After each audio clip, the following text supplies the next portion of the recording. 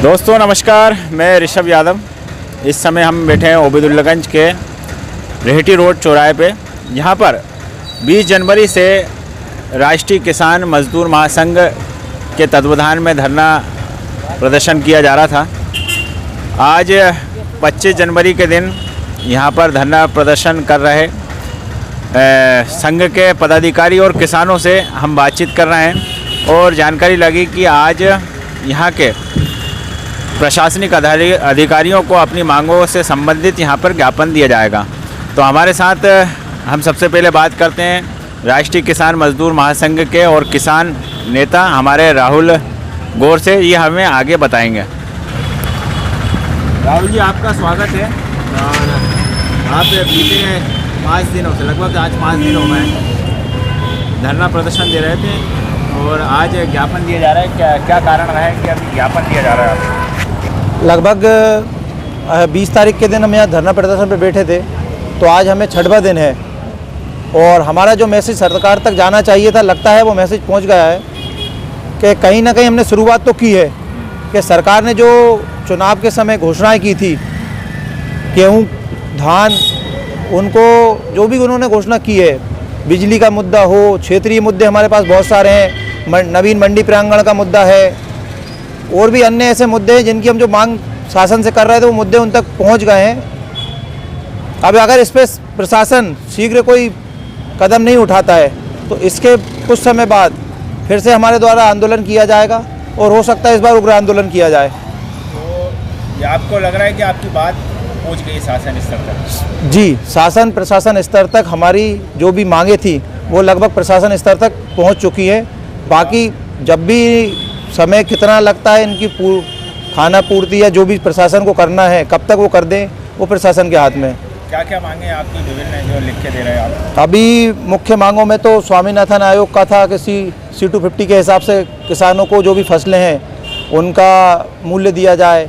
साथ में चुनाव के समय जो धान 3100 रुपये, गेहूँ 2700 रुपये कुंटल की बात हुई थी और उसके अलावा 10 घंटे जो नियमित बिजली की बात होती है किसानों को सिंचाई के लिए, सबसे ज़्यादा किसान बिजली के लिए परेशान है।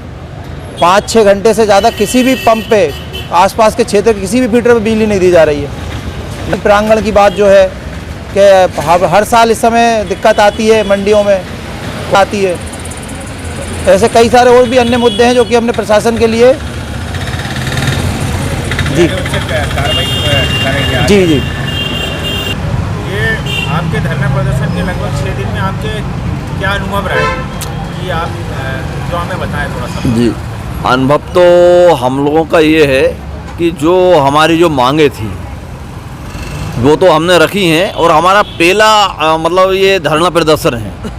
एक शांति प्रिय हमने धरना प्रदर्शन किया है, लेकिन ये मांगे जो हमने रखी हैं अगर इनको ना मानी जाती है तो आगे भी हम धरना प्रदर्शन करेंगे और बहुत विशाल करेंगे और उग्र भी हो सकता है।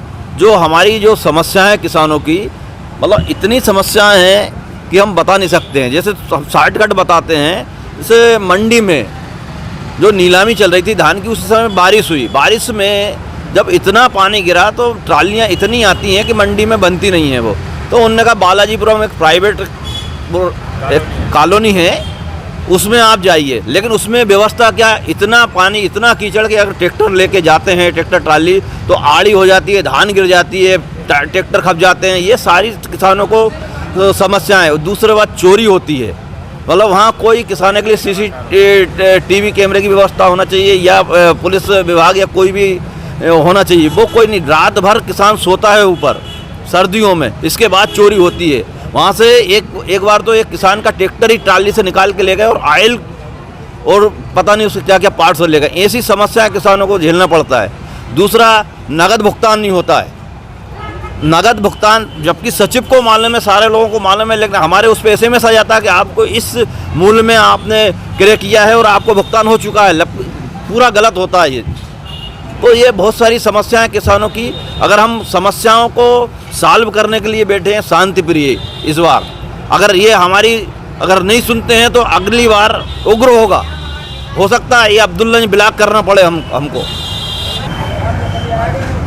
आपके द्वारा मतलब आज धरना समाप्त किया जा रहा है, किन मांगों को लेकर आप यानी ये ज्ञापन प्रदर्शित करेंगे? पहला तो ये 2014 में मोदी जी द्वारा घोषणा किया गया था कि C2+ लागत के आधार पर स्वामीनाथन आयोग की रिपोर्ट लागू करेंगे। उस आधार पर हमने ज्ञापन बनाया। इसके अलावा 2024 में राज्य सरकार द्वारा धान का समर्थन मूल्य 3100 और गेहूं का 2700 रुपये करने का वादा किया था। वो अभी लगभग 1.5 साल हो गया, उसे भी लागू नहीं किया गया है। इसके अलावा मंडी प्रांगण में जगह की कमी है, तो प्राइवेट जगहों पर नीलाम की जा रही है। वहाँ चोरी की समस्या बढ़ चुकी है, धान चोरी हो रही है, ट्रैक्टर वगैरह के पार्ट्स चोरी हो रहे हैं, सुविधाएं भी नहीं दिखती वहाँ पे। सुविधाएं भी नहीं है, ना गार्ड की सुविधा है, ना लाइट की सुविधा है और ना किसी प्रकार की किसानों को कोई सुविधा है। इसके अलावा पेमेंट की समस्या, लगभग किसान एक महीने व्यापारी के यहाँ परेशान हो रहा है और पेमेंट नहीं मिल पा रही है। और लाइट की जो घोषणा की गई थी 10 घंटे निरंतर की, वो भी 2 किस्तों में दी जा रही है। रात को 4 घंटे दी जा रही। रात को 2 बजे किसान खेत में जाके परेशान हो रही है, और जब 2 बजे लाइट नहीं जाती और किसान हर कहीं फ़ोन लगाता है बिजली घर, तो वहाँ से सीधा जवाब मिलता है कि लाइट फॉल्ट हो गई है। तो किसान 2 बजे रात को भी अपने खेत में परेशान हो रहा है। तो ये हमारी मांग है कि ये लाइट निरंतर 10 घंटे दी जाए, जिससे क्या है कि किसानों को सुविधा मिल जाए, रात में 2 बजे परेशान ना होना पड़े। इस कड़ाके की ठंड में 2 बजे रात के किसान परेशान हो रहा है। एक नारा लगाना चाहता हूँ, हम अपना अधिकार मांगते, नहीं किसी से भीख मांगते, हम अपना अधिकार मांगते, नहीं किसी से भीख मांगते।